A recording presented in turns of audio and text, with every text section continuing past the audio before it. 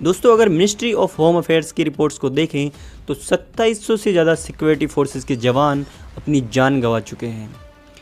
4000 से ज़्यादा civilians cross fire में मारे गए और 5000 से ज़्यादा नक्सलाइट एनकाउंटर में मारे गए। एक आम नागरिक को बाहर से ये लड़ाई बड़ी सिंपल सी दिखती है, माओवादी, नक्सलाइट्स और सिक्योरिटी फोर्सेस के बीच में। ये सिर्फ एक आइडियोलॉजी की लड़ाई नहीं है, इसकी जड़ें ज़मीन के बहुत भीतर हैं।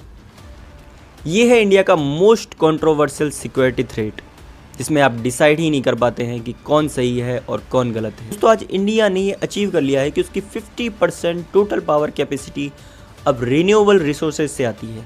ये कैपेसिटी एक्चुअल इलेक्ट्रिसिटी जनरेशन को नहीं दिखाती, लेकिन आज भी 70% पावर जनरेशन उन पावर प्लांटों से आता है जो कोयले से चलते हैं, और यही वो कोयला है जो छत्तीसगढ़ के जंगलों को धीरे धीरे खाए जा रहा है।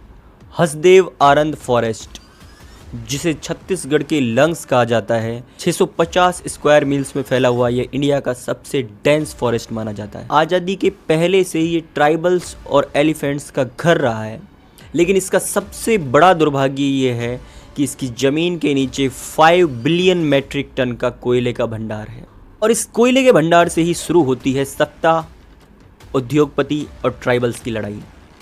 इसकी कीमत चुकाते हैं सिक्योरिटी फोर्सेस के जवान और tribals.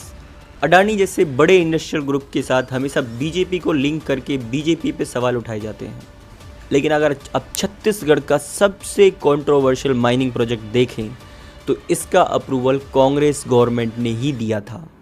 Forest and Climate Change recommended against diverting the forest land for mining, but the then Environment Minister Jairam Ramesh, again from the Congress Party, overruled the decision of the Forest Panel and cleared the proposals. Chhattisgarh में सरकार change होने से इस चीज़ में कोई change नहीं आया। Approvals मिलते गए और फॉरेस्ट क्लियरेंसेस में भी मिलते गए।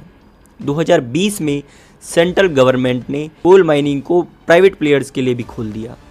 अगर आप ये बात इसके काउंटर आर्ग्यूमेंट में रखते हैं, गवर्नमेंट जंगलों में पहुंची है तो वहाँ स्कूल खुले हैं, वहाँ स्वास्थ्य की सुविधाएं मिली हैं और वहाँ पे रोड बना है, लेकिन क्या ये स्टेट की रेस्पॉन्सिबिलिटी नहीं है बेसिक जो नीड्स हैं वो वहाँ तक पहुँचाना?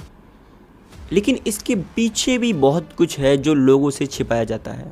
सैटेलाइट का डाटा दिखाता है कि 218 हेक्टर्स में जो माइनिंग चल रही थी 2013 में, वो अब 2389 हेक्टर्स में फैल चुकी है, जिसका मतलब है 73% माइनिंग